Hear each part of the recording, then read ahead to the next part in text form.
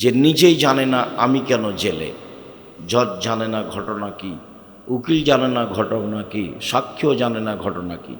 সাক্ষীকে বলেছে তোমাকে আমি 50,000 টাকা দিব, এভাবে সাক্ষী দেওয়া। তখন সাক্ষী জজের সামনে বলছে যে আমি 2 চোখে মারতে দেখেছি, অথচ যার কথা বলছে সে সেদিন বগুড়াই ছিল না, কিন্তু বলছে যে আমি 2 চোখে দেখেছি, তার নাম মিথ্যা সাক্ষী। রাসূল সাল্লাল্লাহু আলাইহি সাল্লাম যেভাবে বলেছেন তাতে মিথ্যা সাক্ষী পৃথিবীর 3য় মহাপাপ। মিথ্যা সাক্ষী মহাপাপ, এ কথাই ঠিক, এবং সিরিয়ালে 3 নম্বর মহাপাপ, কিন্তু তার ভাষা এমন নয়। ওই হাদিসের সিরিয়ালে 4 নম্বর মহাপাপ হলো সুদ খাওয়া, কিন্তু ভাষা সুদের যেভাবে আল্লাহ নবী উল্লেখ করেছেন পৃথিবীর আর কোনো পাপের ভাষা এমন নয়। তিনি বলেন কেউ যদি জেনে শুনে 1 টাকা সুদ খায় তাহলে 36 বার জেনা করে যত পাপ হবে 1 টাকা সুদ খেলে তার চেয়ে বেশি পাপ হবে। রাসূল সাল্লাল্লাহু আলাইহি সাল্লাম বলেন সুদের পাপের 17টি ভাগ রয়েছে। ছোট ভাগ হলো মার সাথে জেনা করলে যেমন পাপ হয়, জেনা তো মহাপাপ। রাসূল সাল্লাল্লাহু আলাইহি সাল্লাম বলেন আল বিক্র বিল বিক্রে জিলদু মিনাত তাগরিব সানা। অবিবাহিত ছেলে মেয়ে যদি জেনা করে তাহলে তাকে 1 বছরের জন্য 100 লাঠি পিটিয়ে এলাকা থেকে তাড়িয়ে দিতে হবে। তিনি বলেন আসাইব বিসাইব রাজম। বিবাহিত পুরুষ নারী যদি জেনা করে তাহলে তাকে ইট ঢেল পাথর দিয়ে মেরে মেরে মেরে ফেলতে হবে, তার বেঁচে থাকার কোনো সুযোগ নেই।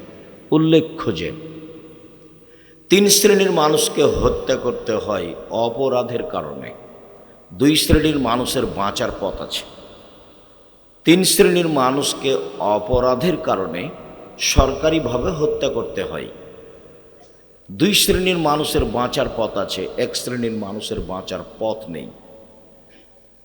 2 শ্রেণীর মানুষের বাঁচার পথ, 1 শ্রেণীর মানুষ হচ্ছে কেউ যদি বলে আমি কোরআন মাজিদ মানি না, তাহলে সে মোরতাদ, তাকে সরকারিভাবে হত্যা করতে হবে। তাকে ফাঁসির মঞ্চে নিয়ে আসা হয়েছে, ফাঁস গলায় দেওয়া হবে। ও তখন বলছে আমার ভুল হয়েছে, আমার ভুল হয়েছে, আমি কথা ফিরিয়ে নিলাম, তখন তার আর ফাঁসি হবে না। অপরাধ ছিল ফাঁসির, কিন্তু কথা ফিরিয়ে নেওয়াতে তার আর ফাঁসি হলো না। 2 কেসাস। আপনি যদি আমাকে হত্যা করেন তাহলে আমার বাপ মা আপনাকে হত্যা করে নেবে, এর নাম কেসাস। আপনি যদি আমাকে হত্যা করেন আমার বাপ মা আপনাকে হত্যা করে নেবে, এর নাম কেসাস। এটাই আল্লাহর বিধান।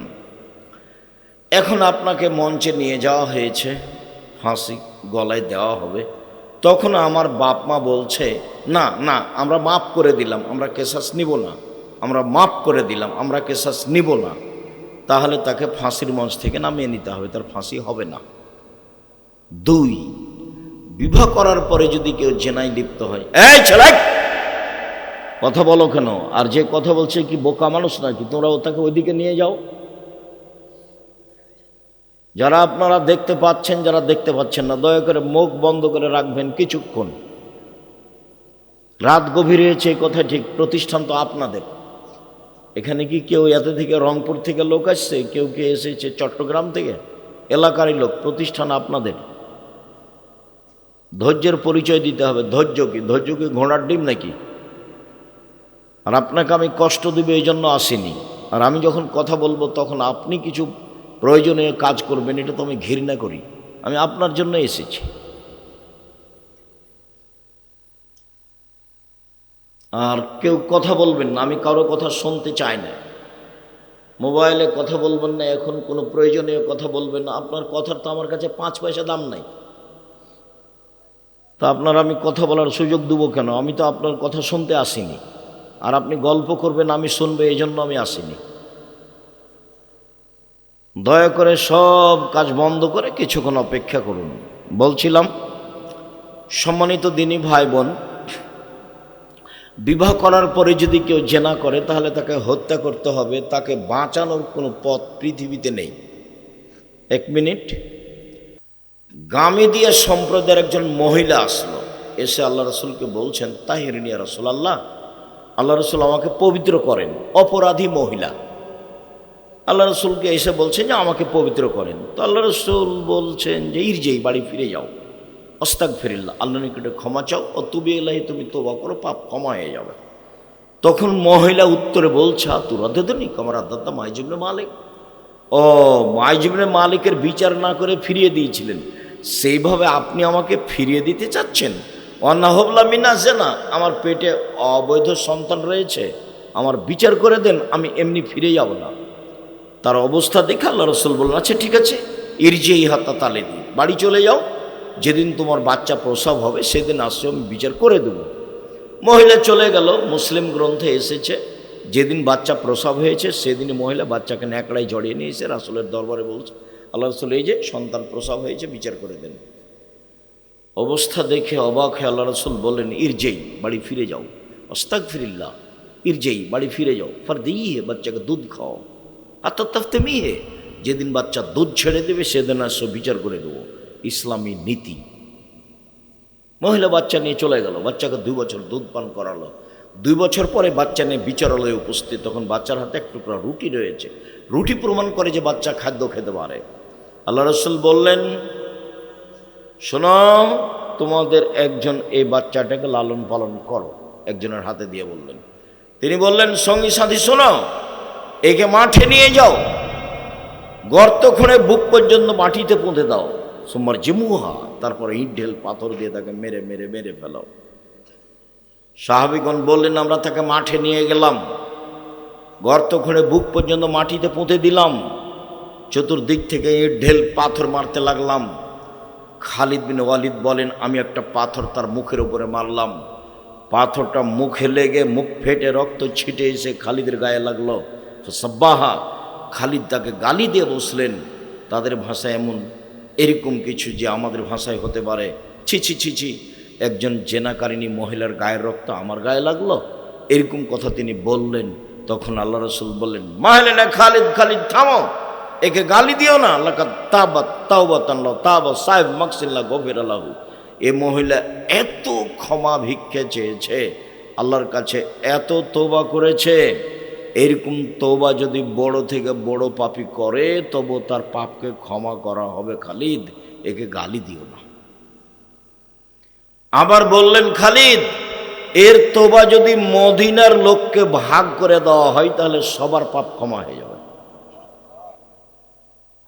এরপরে তিনি তার জানাজা করলেন, কাফন দাফন করলেন, তিনি বুঝলেন যে তার পাপ ক্ষমা হয়ে গেছে। হাজারো মানুষকে তার পাপ তওবা ভাগ করে দিলে সবার ক্ষমা হয়ে যাবে, মানে তার তো ক্ষমা হয়েই গেছে। তারপর আল্লাহর নবী নিজে জানাজা করালেন, মানে ক্ষমা হয়ে গেছে। তিনি নিজে কাফন দাফন করলেন, তিনি সব কিছু করলেন। পৃথিবীর এত বড় মানুষ তাকে বলতে পারলেন না যে যাও তোমার পাপ ক্ষমা হয়ে গেছে, তোমার বিচার হবে না, এই কথা বলতে পারলেন না। মুহাম্মদ সাল্লাল্লাহু আলাইহি ওয়াসাল্লাম শরীয়তের কাছে নিজেই জিম্মি, ওপর থেকে যেটা ফয়সালা আছে সেটাই করতে হবে। তিনি ঘোষণা দিলেন সে নিষ্পাপ এখন, কিন্তু তার বিচার তিনি রক্ষা করতে পারলেন না।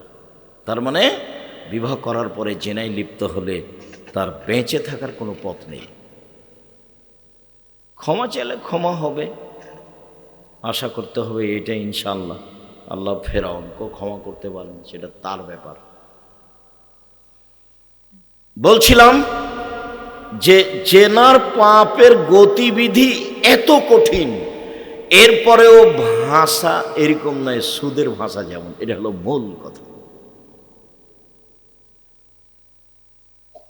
জেনার পাপের ভাষা এরকম নয়। মানুষকে হত্যা করা মহাপাপ, কিন্তু ভাষা এমন নয়। শিরক করা মহাপাপ, কিন্তু ভাষা এরকম নয়। বাপ মায়ের অবাধ্য চলা পৃথিবীর দ্বিতীয় মহাপাপ, কিন্তু ভাষা এমন নয়। রাসূল সাল্লাল্লাহু আলাইহি ওয়াসাল্লাম বলছেন কে যদি জেনে শুনে 1 টাকা সুদ খায়, 36 বার জেনা করে যত পাপ হবে 1 টাকা সুদ খেলে তার চেয়ে বেশি পাপ হবে। অবাক কথা। রাসূল সাল্লাল্লাহু আলাইহি ওয়াসাল্লাম বলেন সুদের পাপের 70টি ভাগ রয়েছে। ছোট ভাগ হলো মার সাথে জেনা করলে যেমন পাপ হয়। কি দিয়ে বুঝায় আপনাকে আমি সুদ কি জিনিস? তোমার মা তো কিস্তি তুলে নানান কিছু করছে, তুমি জানো তোমার চোখের সামনে যে একটা লোক বাড়ি যারা সুদ কিস্তিতে তুলে টাকা উঠাচ্ছে তাদের বাড়ি হারিয়ে যাবে। কেন? এটাও একটা অবাক যে অন্য কোনো পাপের কারণে ফলাফল এরকম হবে, সুদের যে ফলাফল আল্লাহ রসুল ওভাবে বলেননি। আল্লাহ রসুল বলছেন, আল্লাহ বলছেন পৃথিবীর মানুষ শুনে রেখো, ইয়ামহাকুল্লাহুর রিবা ইউরবিস সাদাকাত, সুদ মানুষের টাকাকে কমিয়ে দেয়, দান মানুষের টাকাকে বেশি করে দেয়। এই পাপের ক্ষমতাই ভিন্ন। পৃথিবীর মানুষ শুনে রেখো, সুদ মানুষের টাকাকে কমিয়ে দেয় আল্লাহ বলছেন, দান মানুষের টাকাকে বেশি করে দেয়।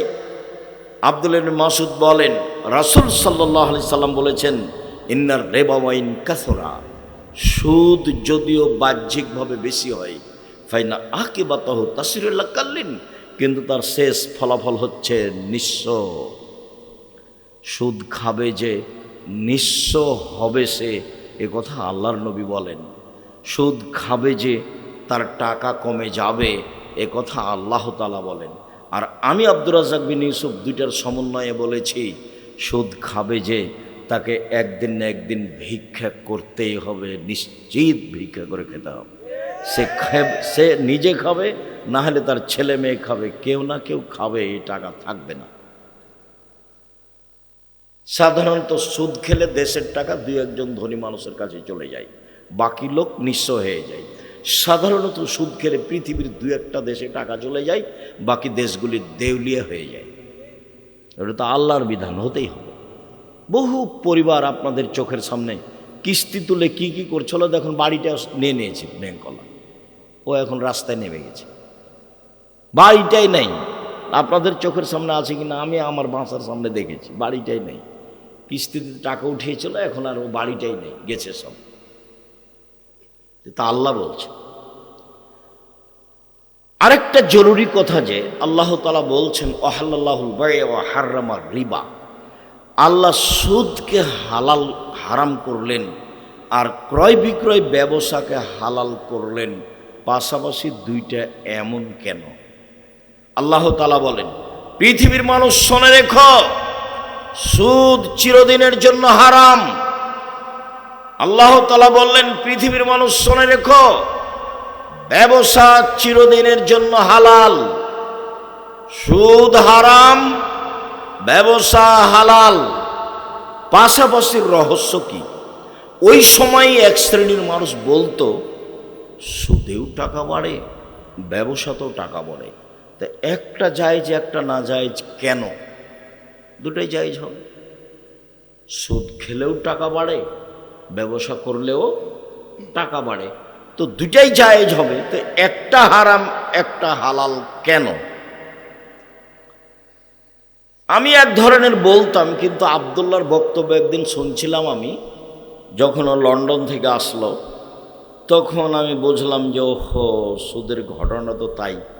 আমি তো কোনো দিন ধরতে পারিনি এটা, আমি তো অনুবাদ করি এবং বলি। রহস্য হলো এই যে টাকার জন্ম হয়েছে বিনিময়ে ব্যবহারের জন্য। আল্লাহ মুদ্রাকে সৃষ্টি করেছেন বিনিময়ে ব্যবহার করার জন্য। আমি এই টিস্যু বক্সটা নিয়েছি, বিনিময়ে 30 টাকা দিয়েছি, তো আমার টাকাটা এইটার বিনিময়ে ব্যবহার হলো। আমি 10 কেজি চাউল কিনেছি, বিনিময়ে আমি রিয়াল দিয়েছি। আমি 20 কেজি গম কিনেছি, বিনিময়ে আমি ডলার দিয়েছি। তাহলে বিনিময়ে ব্যবহার হওয়ার জন্য কিসের জন্ম হয়েছে? টাকার, মুদ্রা। তো এখন যদি কেউ টাকা দিয়েই টাকা নেয়, তাহলে কি বিনিময় হলো? তো যেই জিনিসটা হুবাহু কম বেশ হয়, কমবেশ হয়, এর নাম সুদ, তার নাম জুলুম। যখন মানুষ টাকা দিয়ে টাকা নেবে, তখন টাকার উপরে জুলুম করা হবে। আল্লাহ টাকাকে যে জন্য সৃষ্টি করেছেন, তখন আর সেই মানে টাকা থাকতে পারলো না, তখন ওই লোকটা টাকার উপরে জুলুম করলো। আর যার উপরে জুলুম করা হবে সে থাকতে পারে না, সে একদিন যাবেই। আমাদের বিএনপির সভাপতির চেয়ারম্যান, দায়িত্বশীল মানুষ, এখানে এসেছেন, আপনারা যদি তাকে সম্মান না করে এমনি কোথাও বসতে দেন নিচে, তাহলে মনে করবে যে আমাকে তো সম্মান করলো না। তখন ধীরে ধীরে উনি কী করবেন? চলে যাবেন, কেটে পড়বেন। কেননা তিনি বুঝতে পারছেন যে আমাকে অপমান করা হচ্ছে। টাকা যখন বুঝতে পারবে টাকা যে আমাকে অপমান করা হলো, তখন টাকা আর সেখানে থাকবে না। খুব ভালোভাবে মনে রাখতে হবে, টাকার জন্ম হয়েছে কিসের কারণে? বিনিময় ব্যবহারের জন্য। বোঝা যায় না কথা মনে হয়। টাকার জন্ম কেন হয়েছে? বিনিময় ব্যবহারের জন্য। এইটা দিয়ে আরেকটা নিতে হবে, এইটা দিয়ে আরেকটা নিতে হবে। যখন আপনি টাকা দিয়ে টাকা নেবেন, তখন কি আল্লাহ তাকে যে জন্য সৃষ্টি করেছেন সেটা কি হলো? সেটা হলো না, তখন ও আর থাকতে পারবে না, তখন একদিন না একদিন চলে যাবে। তাই আল্লাহ বলছেন ইয়ামহাকুল্লাহ রিবা, সুদ মানুষের টাকাকে কমিয়ে দেয়, দান মানুষের টাকাকে বেশি করে দেয়। আল্লাহ রসুল বলছেন পৃথিবীর মানুষ শুনে রেখো, যদিও সুদ বাহ্যিকভাবে বাড়ে কিন্তু তার শেষ পরিণতি হচ্ছে নিঃস্ব। আমি শতদিন বলেছি যে কোরআন এবং হাদিসের সমন্বয়ে ফলাফল হলো যে যারা সুদ খায় তাকে একদিন না একদিন ভিক্ষা করে খেতে হবে, সে মাঠে নেমে যাবে, কোনো পথ থাকবে না। কোটি কোটি টাকা লোন নিয়ে ব্যবসা করতে হবে না। এইভাবে উপার্জনের পথ চারটে: এক, দিনমজুরি, সন্ধ্যায় টাকা শেষ, ঝামেলাও শেষ। দুই, চাকরি, 25 দিনে টাকা শেষ হয় সাধারণত, 5 দিন ধার কর্জ করে চলে। ব্যতিক্রম চাকরি আছে, কিন্তু সাধারণত চাকরির টাকা শেষ হয় কয়দিনে? 25 দিনে। 3, জমি চাষ, সমান সমান না হয় লস, এই হলো জমি চাষের ফল। 4, ব্যবসা। তখন আল্লাহ রসুল বললেন আত্তাজির আস-সাদুক আল আমিন এখনো ইয়াউমাল কিয়ামা মা শুহাদা সিদ্দিকুন আল আম্বিয়া, সত্যবাদী বিশ্বস্ত ব্যবসায়ীরা বিচার মাঠে নবীগণের সাথে জান্নাতে থাকবেন। দিয়ে আবার কেমন কথা, এটাও তো অবাক। কেমন অবাক শোনেন। একজন সাহাবী রাসূল সাল্লাল্লাহু আলাইহি সাল্লামের কাছে রাতে ওজুর পানি আর মেশক নিয়ে গেছেন। উনি বলছেন যে ফাআতিতুহু বিওয়াজুইন ওয়া হাজাতিহি, তার ওজুর পানি এবং তার প্রয়োজনীয় জিনিস মেশাক কিছু আমি নিয়ে গেলাম। তিনি এটা দেখে এত খুশি হলেন, খুশি হয়ে আমাকে বলছেন সালমা শেতা, আমি তোমার কাজে খুব খুশি হয়েছি, চাও যা চাইবার চাও। মালিকেরা অধীনস্থ লোককে এভাবে বলে খুব খুশি হলে। যখন একটা ছোট কর্মচারী আহমদ জি উপস্থিত, আহমদ জি উপস্থিত বলার সাথে সাথে দৌড়িয়েছে উপস্থিত। আর একটা কর্মচারী খালেদ নেই, খালেদ নেই, খালেদ নেই। কিছুক্ষণ পরে এসে বলছে স্যার ডাকছিলেন আমাকে। এই যে তোর হবে না রে, তুই যা। তো মুহাম্মদ সাল্লাল্লাহু আলাইহি সাল্লাম তার অধীনস্থ লোকটার প্রতি খুশি হয়েছেন, খুশি হয়ে বলছেন সালমা শেতা, তোমার যা ইচ্ছা চাও, আমি খুব খুশি হয়েছি তোমার এই কাজে। তখন সাহাবী বলছেন আসআলুকা মুরাফাকাতাকা ফিল জান্নাহ, আপনার সাথে জান্নাতে থাকতে চাই। আল্লাহ রসুল বুঝতে পারেননি যে এই কথা বলবে। আল্লাহ রসুল তার গায়েবের খবর জানেন না। মওলানা সাহেব এসে নাই আপনাদের সামনে এমন বক্তব্য দিলেন, বক্তব্যতে বললেন যে কে বলছে হাত তুলে দোয়া করা যাবে না। কত হাদিস আছে, বই পুস্তক খুলে দেখালেন। কেউ যদি বলতো যে মুফতি ফাইজুল্লাহ হাটহাজারী চট্টগ্রাম আজ থেকে নিয়ে 50 বছর আগে বলেছে নামাজের পরে হাত তুলে দোয়া করা বিদাত, স্পষ্ট শরীয়তে, এই উজ্জ্বল শরীয়তে জামাতবদ্ধভাবে হাত তুলে দোয়া করার কোনো হাদিস নাই, জাল হাদিস নাই, ভুয়া হাদিস নাই, বানানো হাদিস নাই। পৃথিবীর কোনো বিদ্বান বলেনি নামাজের পরে হাত তুলে দোয়া করতে হবে। বড় হানাফি মুফতি ফাইজুল্লাহ হাটহাজারী চিটাগাং, আমাদের বলার কি দরকার? মুফতি ফাইজুল্লাহ হাটহাজারী চট্টগ্রাম বড় মুফতি, আজ থেকে 50 বছর আগে কলমে লিখেছে যে নামাজের পরে হাত তুলে দোয়া করতে হবে। তার জাল হাদিসও নাই, ভুয়া হাদিসও নেই, হাদিসই নেই, মানে জাল যে ভুয়াও নাই। এখন কি হাদিস খুলে দেখালেন, আল্লাহ ভালো জানে। তো মুফতি ফাইজুল্লাহ হাটহাজারীর বইয়ের সাথে বাহাস করলে হয়, বই তো আছেই, উনি কলমে লিখে গেছেন। আর বোখারি ওনারা পড়ান, বোখারিতে এক জায়গাতে বাপ বাঁধা আছে, অধ্যায় অনুচ্ছেদ উল্লেখ করা আছে। এমামকেও সূরা ফাতিহা পড়তে হবে, মুক্তাদিকেও পড়তে হবে, নীরবে কেরাত হলেও পড়তে হবে, সরাবে কেরাত হলেও পড়তে হবে, একাই থাকলেও পড়তে হবে, জামাতবদ্ধ থাকলেও পড়তে হবে। বুখারী, ইমাম বুখারী এইভাবে উল্লেখ করেছেন, সূরা ফাতিহা একাই থাকলেও পড়তে হবে, জামাতে থাকলেও পড়তে হবে, ইমাম হলেও পড়তে হবে, মুক্তাদি হলেও পড়তে হবে, সরবে হলেও পড়তে হবে, নীরবে হলেও পড়তে হবে। তো বাহাস খোলা মাঠে না করে ইমাম বুখারীর সাথে করলেই তো হয়। খোলা মাঠে না করে ইমাম বুখারীর সাথে করলে হয় না? ইমাম বুখারীর সাথে বাহাস করবেন, ইমাম বুখারীর বিরুদ্ধে বই লিখে ভরে দিবেন, আর একবারে খোলা মাঠে আপনার দিবে কি, এটাকে বলছে ফেসবুকে দেখে